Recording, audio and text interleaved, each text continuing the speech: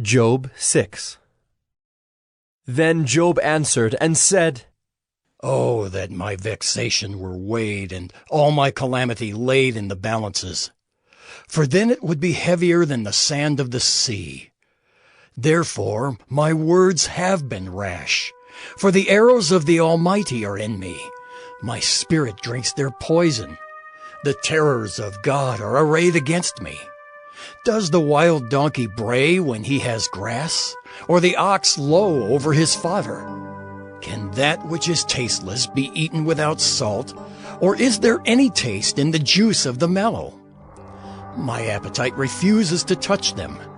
They are as food that is loathsome to me. Oh, that I might have my request, and that God would fulfill my hope, that it would please God to crush me, that he would let loose his hand and cut me off. This would be my comfort. I would even exult in pain unsparing, for I have not denied the words of the Holy One. What is my strength that I should wait? And what is my end that I should be patient? Is my strength the strength of stones, or is my flesh bronze? Have I any help in me when resource is driven from me? He who withholds kindness from a friend forsakes the fear of the Almighty. My brothers are treacherous as a torrent bed, as torrential streams that pass away, which are dark with ice, and where the snow hides itself. When they melt, they disappear. When it is hot, they vanish from their place. The caravans turn aside from their course. They go up into the waste and perish. The caravans of Tema look.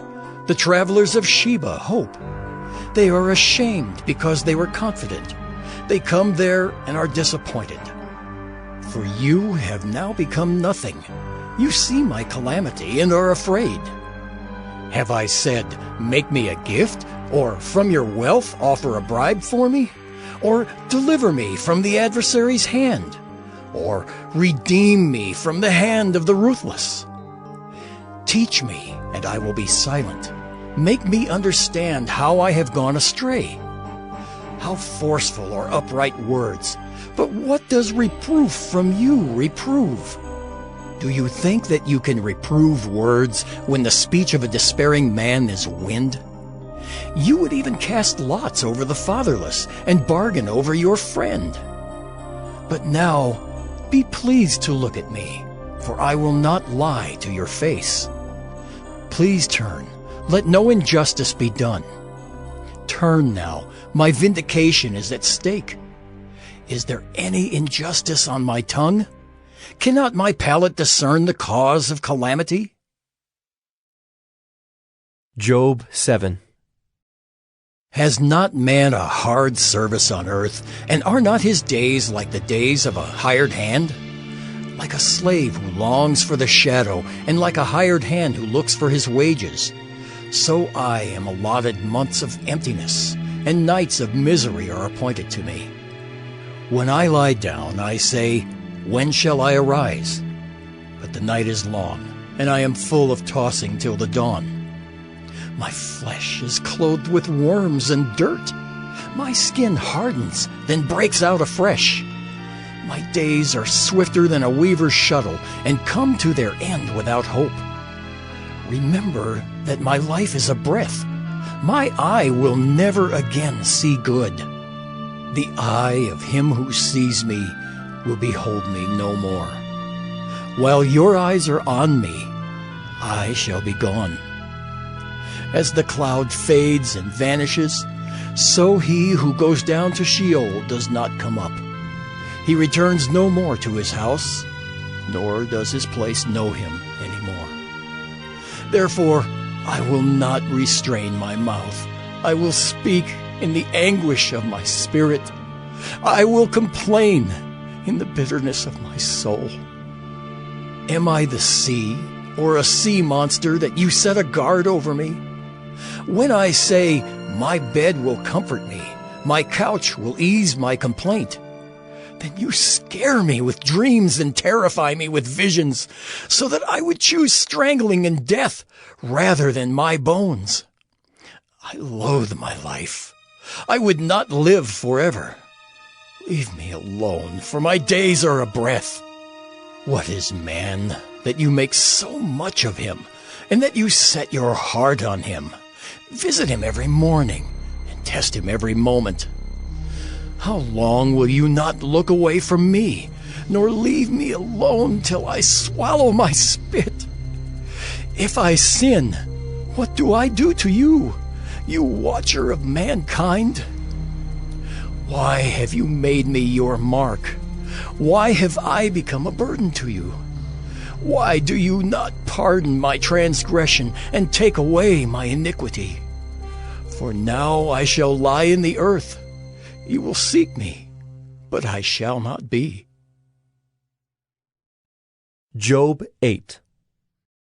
Then Bildad the Shuhite answered and said, How long will you say these things, and the words of your mouth be a great wind? Does God pervert justice, or does the Almighty pervert the right? If your children have sinned against him, he has delivered them into the hand of their transgression. If you will seek God and plead with the Almighty for mercy, if you are pure and upright, surely then he will rouse himself for you and restore your rightful habitation. And though your beginning was small, your latter days will be very great. For inquire, please, of bygone ages, and consider what the fathers have searched out. For we are but of yesterday, and know nothing. For our days on earth are a shadow. Will they not teach you and tell you and utter words out of their understanding? Can papyrus grow where there is no marsh? Can reeds flourish where there is no water? While yet in flower and not cut down, they wither before any other plant. Such are the paths of all who forget God. The hope of the godless shall perish. His confidence is severed, and his trust is a spider's web. He leans against his house, but it does not stand. He lays hold of it, but it does not endure. He is a lush plant before the sun, and his shoots spread over his garden. His roots entwine the stone heap. He looks upon a house of stones. If he is destroyed from his place, then it will deny him, saying, I have never seen you. Behold, this is the joy of his way, and out of the soil others will spring.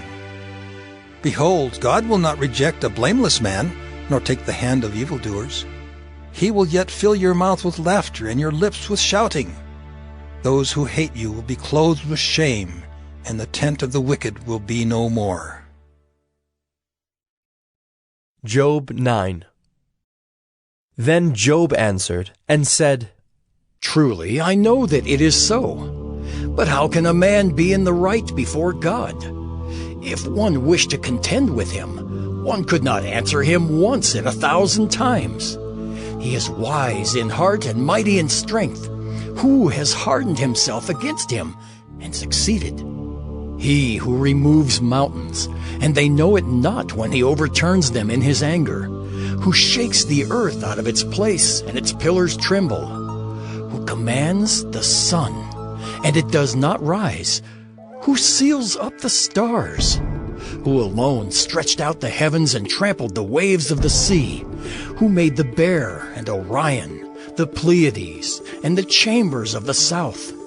Who does great things beyond searching out, and marvelous things beyond number. Behold, he passes by me, and I see him not. He moves on, but I do not perceive him. Behold, he snatches away. Who can turn him back? Who will say to him, What are you doing? God will not turn back his anger. Beneath him bowed the helpers of Rahab. How then can I answer him, choosing my words with him? Though I am in the right, I cannot answer him. I must appeal for mercy to my accuser. If I summoned him and he answered me, I would not believe that he was listening to my voice. For he crushes me with a tempest and multiplies my wounds without cause. He will not let me get my breath, but fills me with bitterness. If it is a contest of strength, behold, he is mighty. If it is a matter of justice, who can summon him? Though I am in the right, my own mouth would condemn me. Though I am blameless, he would prove me perverse. I am blameless. I regard not myself. I loathe my life. It is all one. Therefore I say, he destroys both the blameless and the wicked. When disaster brings sudden death, he mocks at the calamity of the innocent. The earth is given into the hand of the wicked. He covers the faces of its judges. If it is not he, who then is it? My days are swifter than a runner. They flee away. They see no good. They go by like skiffs of reed, like an eagle swooping on the prey. If I say, I will forget my complaint, I will put off my sad face and be of good cheer, I become afraid of all my suffering, for I know you will not hold me innocent. I shall be condemned. Why then do I labor in vain? If I wash myself with snow and cleanse my hands with lye, yet you will plunge me into a pit, and my own clothes will abhor me. For he is not a man as I am, that I might answer him, that we should come to trial together. There is no arbiter between us, who might lay his hand on us both. Let him take his rod away from me, and let not dread of him terrify me. Then I would speak without fear of him, for I am not so in myself.